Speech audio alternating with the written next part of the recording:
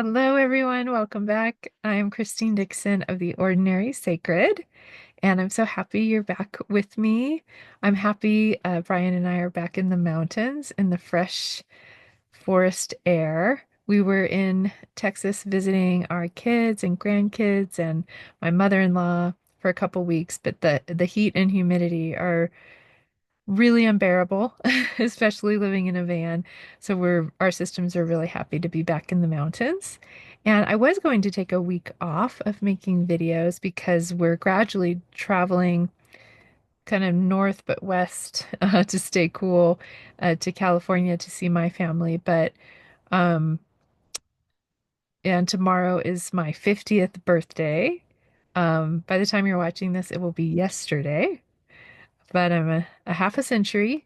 And I was going to take a break, but I had a couple things that I've been, I've been thinking about and my parts have been exploring that I got excited to share with you all. And actually, so this video and the next video will be some things that were kind of inspired by the book Calling that I've been reading on Kindle. Oh, I can't remember the name of the author. I'll try to put it in the description. But the book is called Calling. There's a few books with that name, so I'll put the author in the description. But I've been doing these exercises to kind of just hone in intuitively on what is my purpose, what is my calling, kind of thing. And there's different ideas in the book that have just inspired ideas and thoughts and practices for me.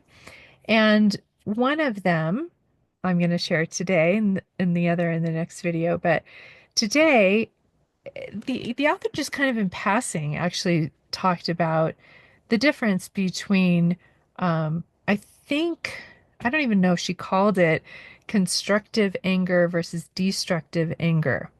But this is something that is such an important distinction in my system because I grew up in an environment that essentially said all anger's bad.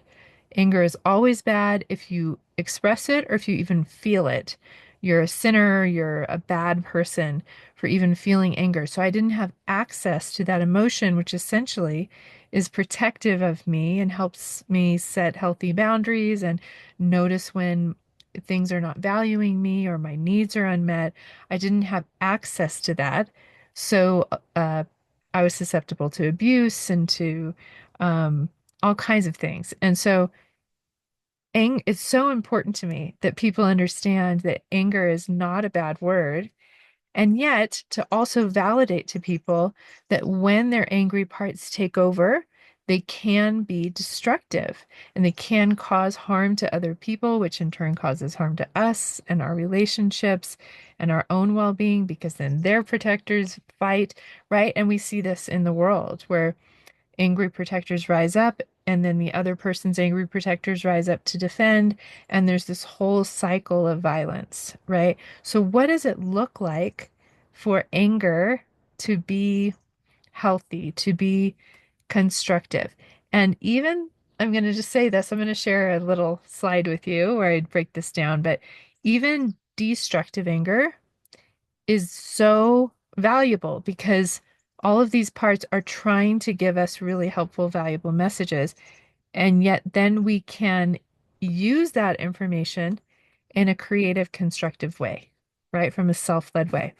So I'm going to share my screen with you. Let's see, here it is. I just made this little basic PowerPoint slide about it. So which kind of anger is it? Is it destructive or constructive?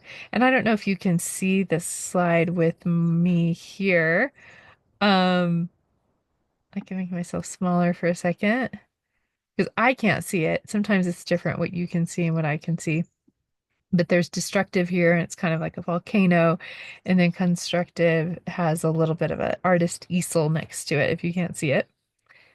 So what is the difference, right? And how do you know which kind of anger you're experiencing? And I just want to say from the outset, there are no bad parts.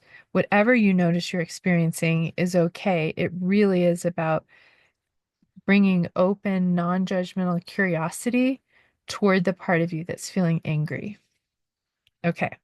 And it's really, again, I'm kind of spoiler alert here, but the destructive kind is really anger that is expressed by firefighters or, kind of antisocial parts and parts who are carrying burdens, whereas constructive anger is really coming from self-led parts who are not burdened, who are, um, don't feel an urgency, but feel a solidity and a confidence in what they're doing. There's a real different energy, and it really has to do with whether the part is burdened or not.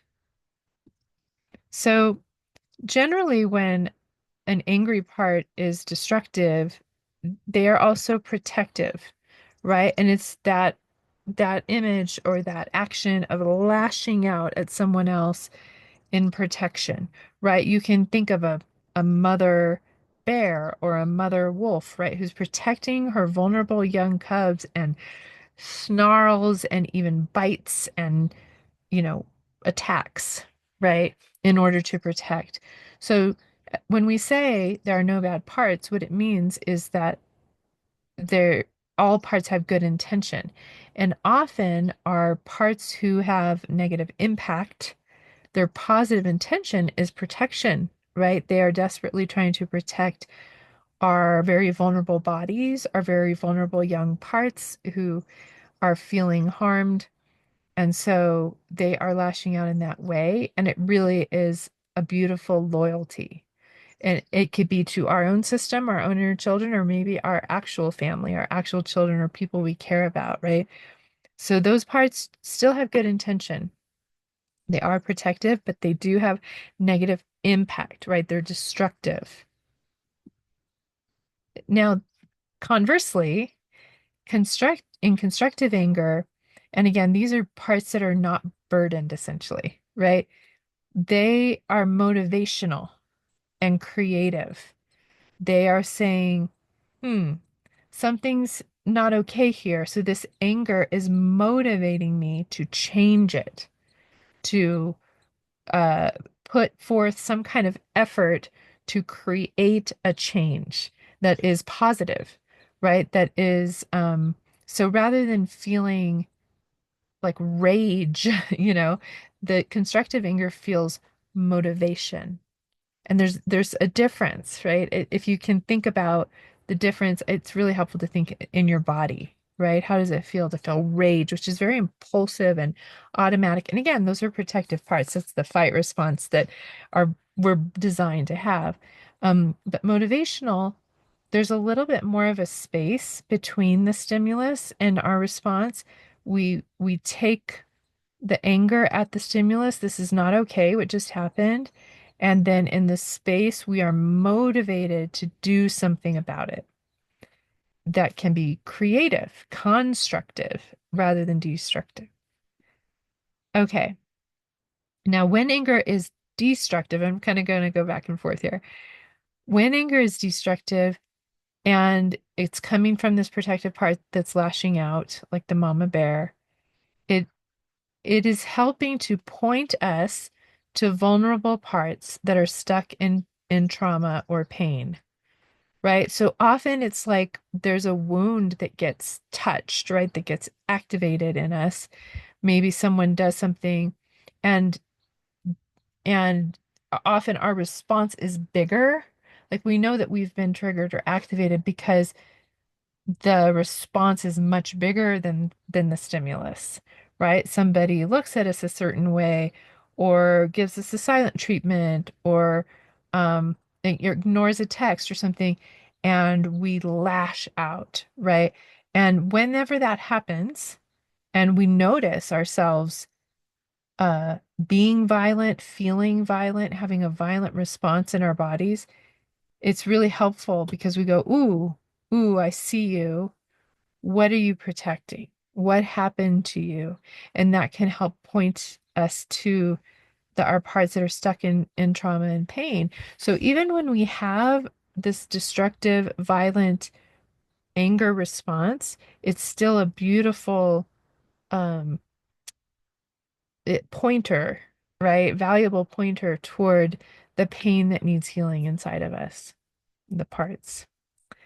So often when it's constructive anger, and maybe it's not as impulsive and violent, um, we're just, our parts become aware that this anger is pointing us to an unmet need in the present, right? So the anger is proportionate to the stimulus. Maybe someone is ignoring us, and we realize I have a need to be valued and to be seen and considered and acknowledged, and that need is going unmet. And that's why I'm feeling this agitation, this anger around how this person is treating me, right? And so, um, constructive anger can feel really big because sometimes the needs that are being met in the moment are really big, are basic needs, right? Someone is depriving us of safety. They're threatening us to actually hurt us or kill us, right? Or maybe they're threatening to take away our sustenance, our food, our air, our um uh I don't know, maybe our shelter or something like that, right? Our comforts. And so when our needs are unmet, our natural response of our parts in this moment is to feel anger. So if we are cut off from that anger, we're just going to keep having our needs unmet, unmet, unmet, unmet until we have chronic illness, depression, all kinds of things. It's like it starts, our bodies start shouting at us, right? It's that anger that we can't express outward ends up turning inward and wreaking havoc usually on our bodies or our minds. And so that's why really listening to anger in the moment is so valuable. And we just say, oh, I wonder what the unmet need here is. And if you've watched many of my other videos on nonviolent communication, and you can get my free nonviolent communication self-paced course on my website, theordinarysacred.com, um all my courses, worksheets, meditations, workshops, and everything is a free gift. So you can go there and do that. But I talk about the 9 universal human needs. And I'll just list them quickly here for you. They are sustenance, which is water, food, air, safety, rest slash sleep. Um, and then there is, I memorize them in 3 groups of 3. So those are our basic needs.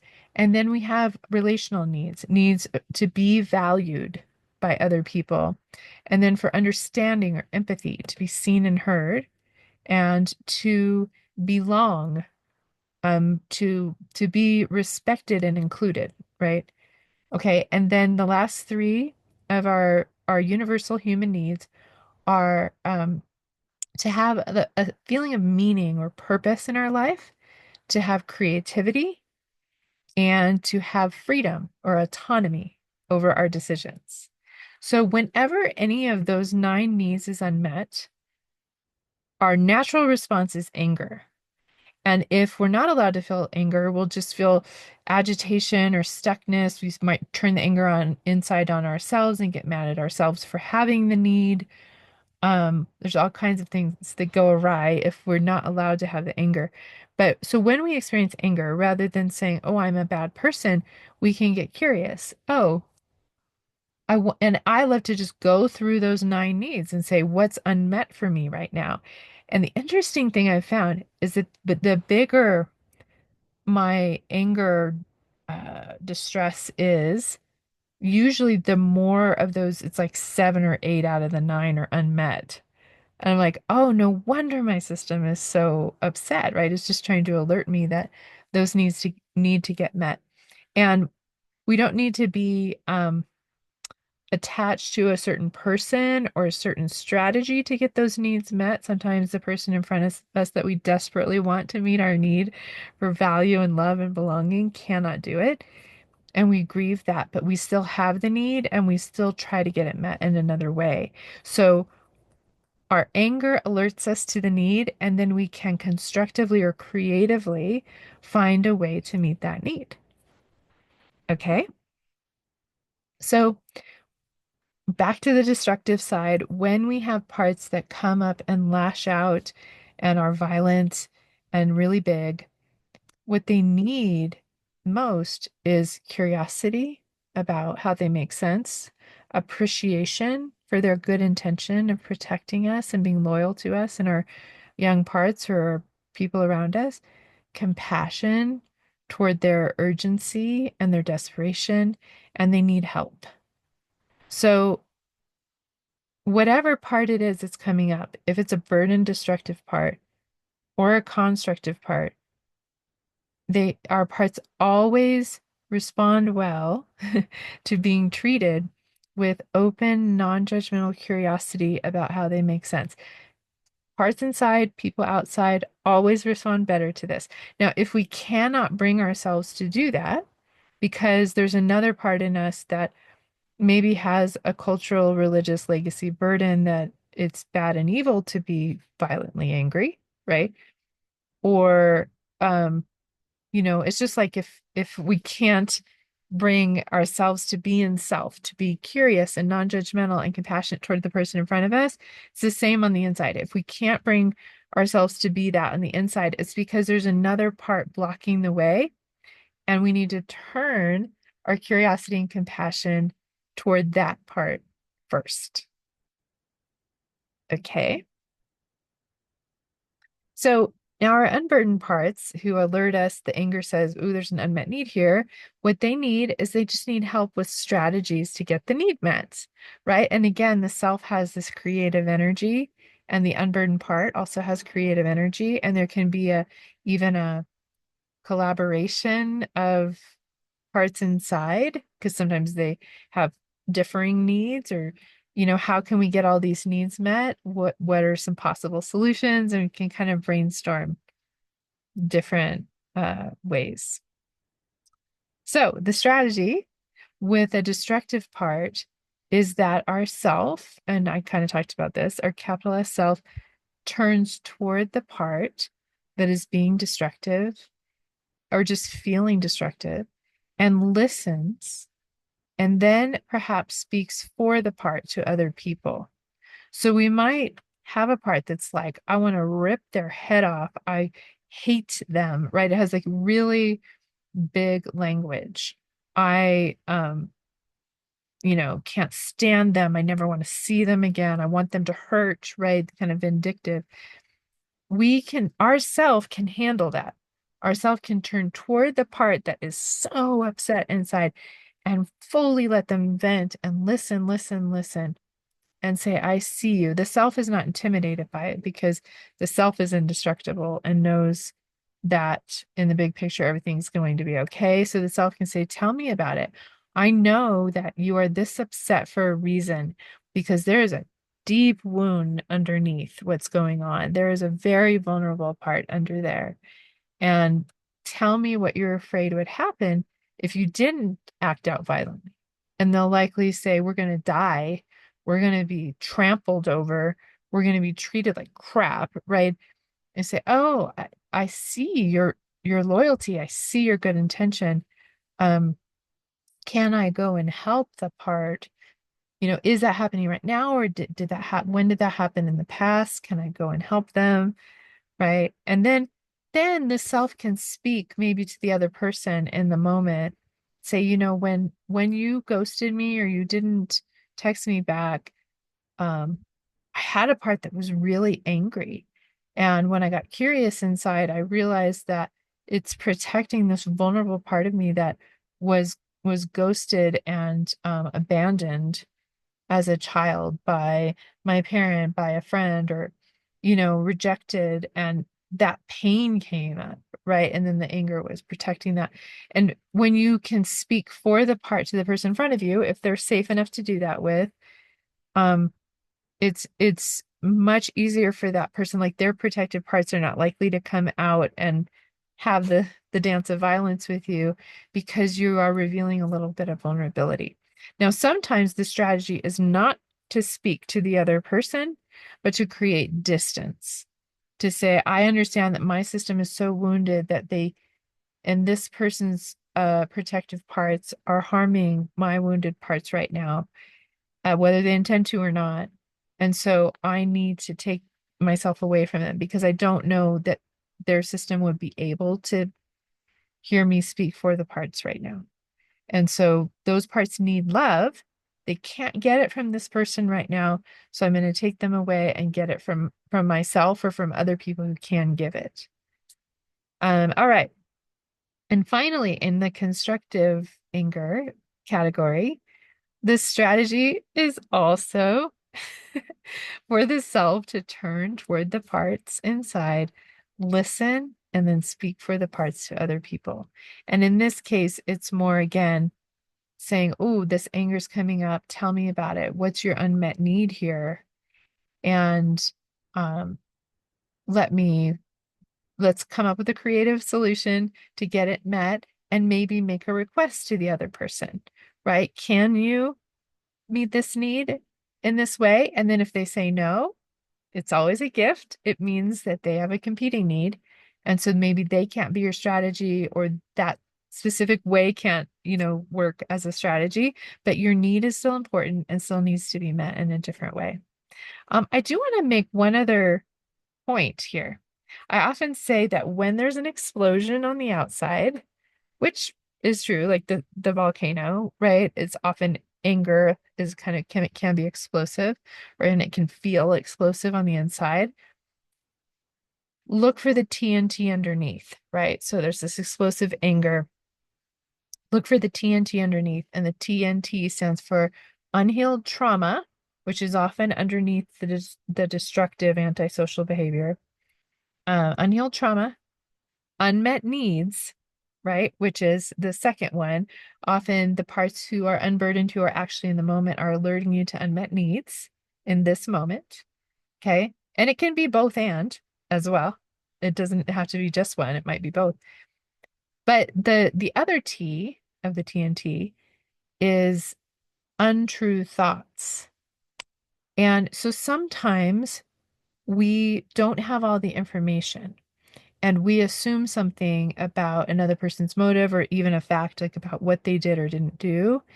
And based on that, or we have a certain expectation, I don't know, and we have a certain thought, it might even be about ourselves, I'm unlovable, or something like that. And then our system gets angry because the anger, again, is alerting us to the fact that that thought is not true. So sometimes we want to, and the self will do this as well. If parts have untrue thoughts, the self will gently question them and say, ah, interesting. If I believed that, I would feel angry as well. Is it true? And it may or may not be, right? It may be true and there really is an unmet need or something underneath, or it may not be true, right? The reason why we have so much pain when we believe or our parts believe that we're unlovable is because it's not true. And the self knows it's not true. So the self will question that and will tell us the truth from a genuine place because the self knows that we have infinite worth and infinite value because we are here. And it won't try to tell the part, you're so stupid for believing that, right? That would be another part that would say something like that. It would say, you make sense for believing that. You were given that message. You were sent that message by culture, by caregivers. And, again, can I go back to the part who got that message? Can I help you release that cultural burden or heal that experience that taught you that, or many experiences, that taught you that? So our parts who feel anger always make sense, whether they are acting out destructively or they're less burdened and they're able to be constructive. They're always giving us a valuable message. They're letting us know of unhealed trauma. They're letting us know of unmet needs or perhaps untrue thoughts. And so the solution is the same for all of them, is to go toward them, if we can, with self-energy, with non-judgmental curiosity about how they make sense. And if we can't do that, if we can't bring ourselves, it's okay. It just means that we need to turn toward the parts who feel judgmental or who are blocking the way from us feeling that and validate them. Like there are parts who hate the destructive parts because the destructive angry parts because they do often cause um uh, harm, right? Very real harm. So that makes sense. And we can let those parts validate them. You're right. I get that this part causes harm.